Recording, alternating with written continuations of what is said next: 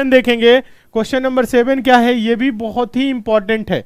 एक निश्चित समय में एक धनराशि स्वयं से 5 गुना हो जाती है यदि ब्याज की दर 16% प्रति वर्ष है, वह निश्चित समय वर्षों में कौन सा है, ये पूछ रहा है। सिंपल इंटरेस्ट का क्वेश्चन है और सिंपल क्वेश्चन है, बताएं तो आंसर क्या होगा। एकदम आसान है, डायरेक्ट बताइए। देखिए समझिए, आसान है। एक निश्चित धनराशि स्वयं से 5 गुना हो जाती है। मान लेते हैं 100 रुपए है, बोल रहे हैं एक निश्चित समय में, देखिएगा एक निश्चित समय में एक धनराशि स्वयं से 5 गुना हो जाता है। 5 गुना मतलब 100 रुपए है 500 हो गया, तो ब्याज कितना बढ़ा, 400 ब्याज बढ़ा। आप इसको फॉर्मूले पे रख सकते हैं, SI सिंपल इंटरेस्ट बराबर PRT अपॉन 100। ये फॉर्मूला आप सभी को पता ही होगा, बेसिक सा फॉर्मूला है। या आप इसको डायरेक्ट देख सकते हैं, 400 है 16% है, तो आप भाग करके देख सकते हैं, टाइम निकाल सकते हैं। और नहीं तो ऐसे देखिए, आप ज्यादा कुछ नहीं करना है। SI सिंपल इंटरेस्ट कितना हो रहा है, 400 रुपए बढ़ रहे हैं, ठीक है। प्रिंसिपल कितना माने हैं, 100 रुपए था 500 हुआ, यही तो। R rate of interest, R कितना परसेंट है, 16% है, R की जगह 16। टाइम पूछ रहा है क्या होगा, बटा का क्या है 100, 100 से 100 कैंसिल, T बराबर क्या होगा 400 बटा 16, क्या गुने में इधर आएगा भाग में होगा, तो 400 बटा का क्या होगा 16 और इधर क्या होगा T। तो आप कटाइए, 16 दूना के 32, 16 25 80, T बराबर 25 ईयर्स, 25 वर्ष, 25 वर्ष। समझ में आ गया, क्लियर है, आसान है, बहुत ही आसान है। आंसर होगा ऑप्शन नंबर सी। क्या होगा answer, option number C. Clear है, सभी को समझ में आ गया। एकदम आसान क्वेश्चन रहा, उम्मीद करते हैं समझ गए होंगे आप सभी बच्चे। बताएं, तुक्का नहीं लगाना है, समझना है, नहीं समझ में आ रहा है तो पूछिए।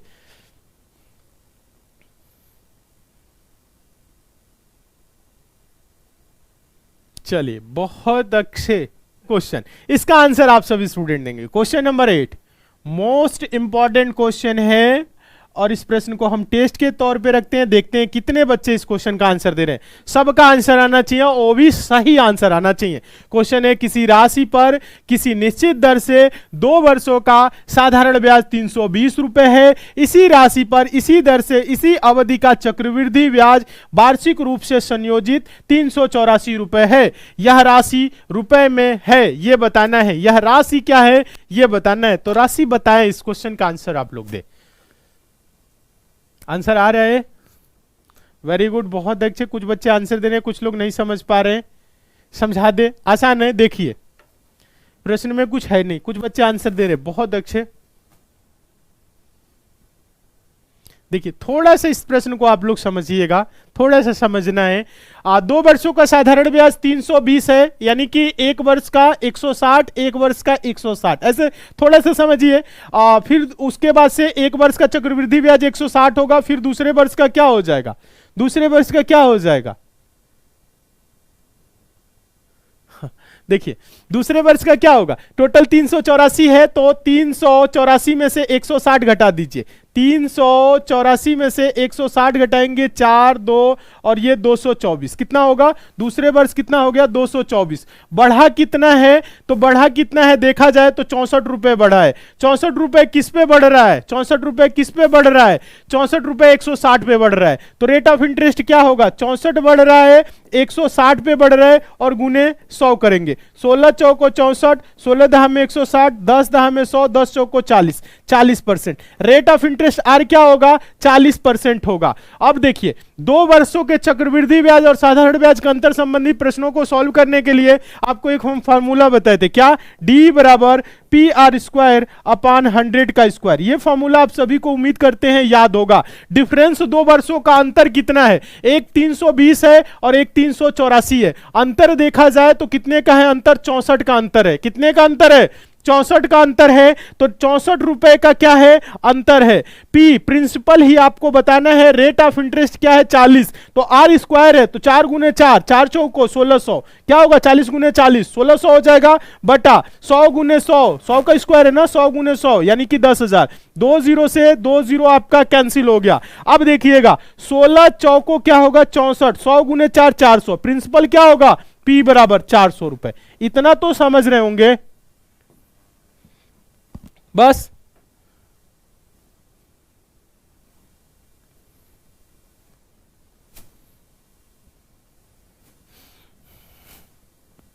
बताइए, क्लियर है? समझ में आ गया ये चीज कैसे हुआ है? बताइए, क्लियर है? हाँ, रेट ऑफ इंटरेस्ट 40% है। नंबर 9 देखिएगा, सिंपल क्वेश्चन है, इसका आंसर आप सभी स्टूडेंट देंगे। इस प्रश्न को टेस्ट के तौर पे रखते हैं। क्वेश्चन है, एक आदमी और उसके बेटे की औसत आयु 60 वर्ष है। उनकी आयु का अनुपात क्रमशः 13:7 है। बेटे की उम्र क्या है? बताए तो। सिंपल क्वेश्चन है।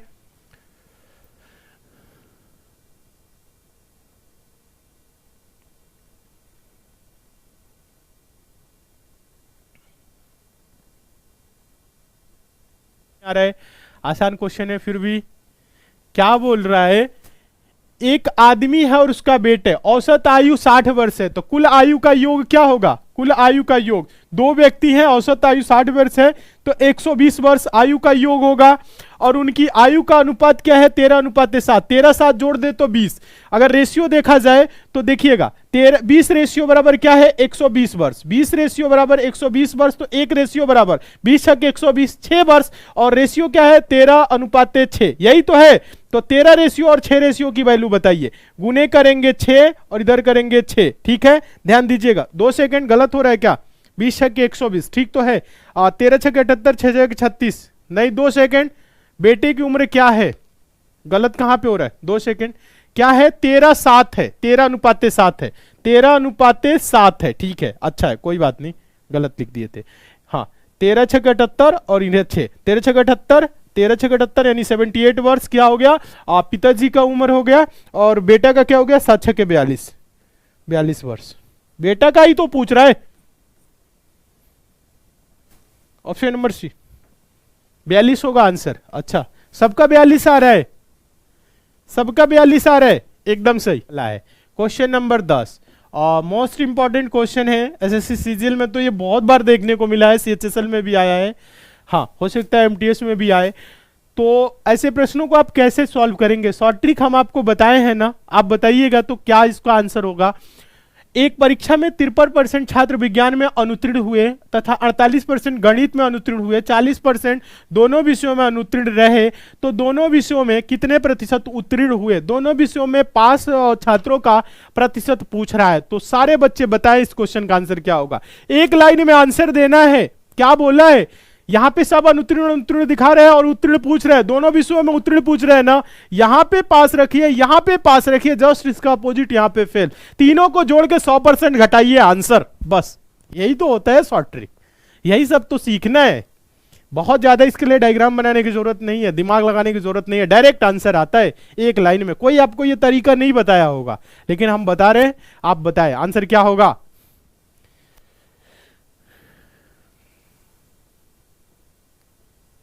वेरी गुड, बहुत अच्छे, कुछ बच्चे आंसर दे रहे हैं, कुछ लोगों को नहीं समझ में आ रहा है। क्यों नहीं समझ में आ रहा है? कोशिश करेंगे तब तो समझ में आएगा। 39%, वेरी गुड, बहुत अच्छे। कुछ लोगों को समझ में नहीं आ रहा है कभी कभी गलत भी बोलते हैं, वेरी गुड बोल देते हैं, तो बच्चे समझते हैं गलत हो गया क्या। नहीं, 39% वाले सही है। देखिए यहां पे बोल क्या रहा है, देखिए जब कभी भी ऐसा क्वेश्चन आपके सामने आए, जब कभी भी ऐसा क्वेश्चन आपके सामने आए, दोनों विषयों में कितने प्रतिशत छात्र उत्तीर्ण हुए, उत्तीर्ण यहां पे देख रहे हैं अनुत्तीर्ण। अगर 53% अनुत्तीर्ण है तो उत्तीर्ण कितने होंगे? 100 में से 53 घटाएंगे 47%, ठीक है। अब देखिएगा गणित में अनुत्तीर्ण है 48, तो उत्तीर्ण कितने होंगे? 52%, यही होगा। 40% दोनों में, यहां जस्ट इसका अपोजिट ही रखना है, अनुत्तीर्ण, तो ये 40%। इन तीनों को जोड़ के 100% घटाइएगा। देखिए ये क्या कितना रहा? 47%, ध्यान दीजिएगा, प्लस 52% प्लस 40%, ठीक है, 40%, ये 40% है, ठीक है।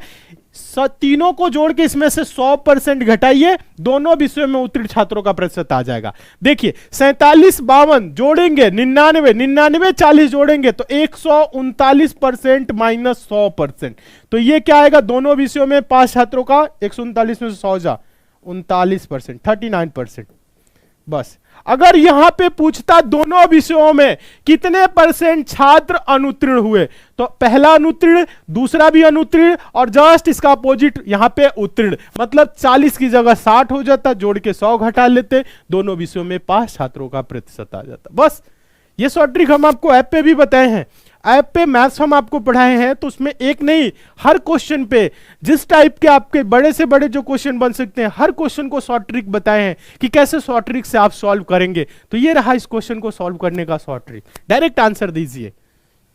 हर चैप्टर में आपको शॉर्ट ट्रिक बताए हैं। तो मैथ्स अगर आप लोग एक बार बेसिक से नहीं पढ़े हैं तो एसएससी मेकर ऐप से मैथ्स पढ़ लीजिएगा। मैथ्स वहां पे एकदम बेसिक से, जीरो लेवल से, चैप्टर बाय चैप्टर हम एसएससी मेकर ऐप पे पढ़ाए हुए हैं, तो वहां से एक बार आप लोग मैथ्स पढ़ लीजिएगा, ठीक है। रीजनिंग की भी क्लास चली है, अगर आप किसी अन्य एग्जाम की तैयारी करें तो एग्जाम से रिलेटेड भी क्लासेस चली हुई है, तो पढ़िए, ऐप से भी पढ़िए आप सारे स्टूडेंट। चलिए, समझ में आ गया है। जो नए स्टूडेंट है, अगर अभी तक आप लोग नहीं जुड़े हैं चैनल से, तो सभी स्टूडेंट चैनल को सब्सक्राइब जरूर कर लीजिएगा, नोटिफिकेशन बेल को भी ऑन कर लीजिए, ताकि जो आपकी डेली क्लास चल रही है इसकी आपको नोटिफिकेशन मिले। तो नहीं जुड़े हैं जरूर जुड़िए, जो नए स्टूडेंट हैं, पुराने स्टूडेंट तो सभी जुड़े हुए हैं, 2-4 स्टूडेंट नए हैं तो जुड़ जाएंगे, ठीक है।